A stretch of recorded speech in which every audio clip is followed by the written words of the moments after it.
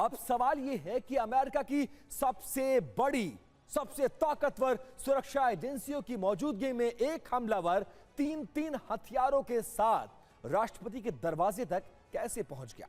Party में हमलावर और सीक्रेट सर्विस पर सवाल खड़े किए जा रहे हैं। सवाल क्या है, प्रोटोकॉल का क्या हुआ? 48 घंटे पहले लोकेशन के हर कोने की जांच की जाती है। ऐसे में हमलावर मेहमान बनकर पहले से होटल में कैसे मौजूद था?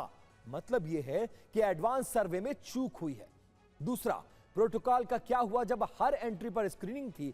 वेपन ले जाना असंभव होता है। ऐसे में यह हमलावर हैंडगन, शॉटगन, चाकू के साथ कैसे घुस गया? मतलब मैग्नोमीटर इनका नाकाम रहा। इसके बाद प्रोटोकॉल 500 मीटर के दायरे में स्नाइपर, कुत्ते, ड्रोन सर्विलांस, ये सब कुछ एक्टिव होते हैं। लेकिन हुआ क्या? सुरक्षा घेरा तोड़कर हमलावर वॉलरूम मैग्नेट तक पहुंच गया और मतलब यह है कि सुरक्षा में सेंध लगा दी गई और इसी को लेकर सवाल उठ रहे हैं। अब हर कर्मचारी की पृष्ठभूमि की जांच करने की बात कही जा रही है।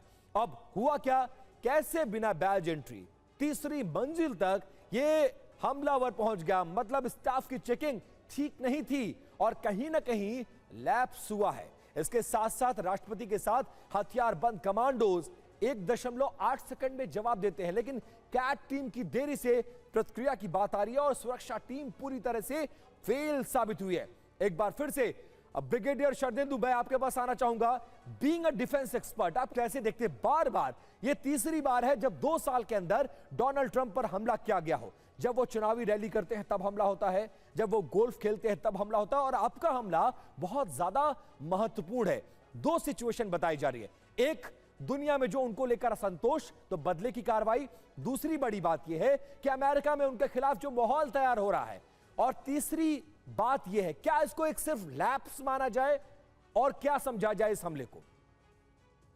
देखिए, जो कि हमलावर को पकड़ा गया है, लाइव पकड़ा गया है, तो लिहाजा मेरा मानना है कि एक तरीके से अब उसके इंट्रोग्रेशन से सारी चीजें निकल के आएंगी। लेकिन एक बहुत बड़ा सिक्योरिटी लैप्स है। वो कैसे इतने नजदीक दायरे में पहुंचा, वो भी हथियारों के साथ? वो 3 दिन या 4 दिन पहले से उस होटल में होगा। लास्ट मिनट बुकिंग, जैसा मेरे पिछले स्पीकर ने बताया, वो पॉसिबल नहीं है। लिहाजा उस एक तरीके का एक डिस्क्रेंटल एलिमेंट जो आपके कैलिफोर्निया स्टेट से आता है, वो कैलटेक का पढ़ा हुआ है, कैलिफोर्निया इंस्टीट्यूट ऑफ टेक्नोलॉजी का टीचर है, यानी कि पढ़ा लिखा है। और आज की डेट में जिस तरीके से डोनाल्ड ट्रंप की लोकप्रियता कम हो रही है, लोगों में डिससेटिस्फैक्शन सेट इन है, एक तरीके का अलग वर्ग उनके बरखिलाफ खड़ा होता हुआ दिख रहा है। तो वहां पे देखिए, ये गन कल्चर कोई नई चीज नहीं है। इसके पहले भी डोनाल्ड ट्रंप के ऊपर हमले हुए, कोई बहुत बड़ी बड़ी साजिश का पर्दाफाश नहीं हुआ। और हो सकता है ये एक ऐसा सिर्फला इंडिविजुअल हो जिसने अपना एक्सट्रीम एक्शन उठाया हो। लेकिन दूसरी तरफ फॉल्स अटैक से भी नहीं मना किया जा सकता।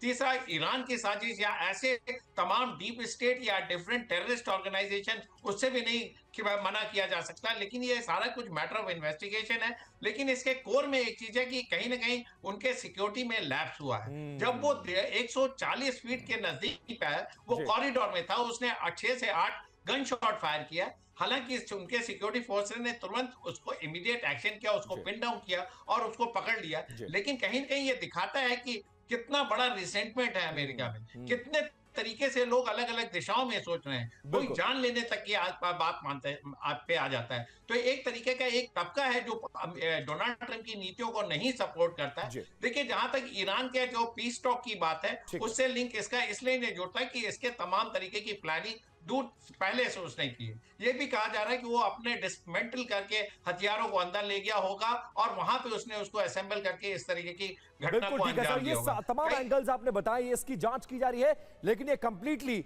सुरक्षा में बड़ी चूक है जिसको लेकर अब डोनाल्ड ट्रंप की सुरक्षा को रिव्यू करने की जरूरत बताई जा रही है। सर, लौटूंगा आपके पास।